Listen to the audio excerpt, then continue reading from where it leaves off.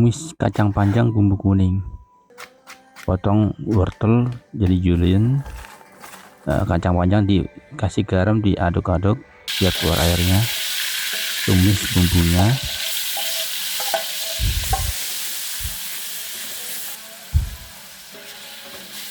Ya, pastikan bumbunya matang dulu.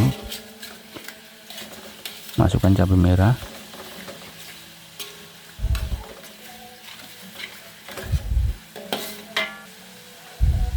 masukkan kacang panjangnya.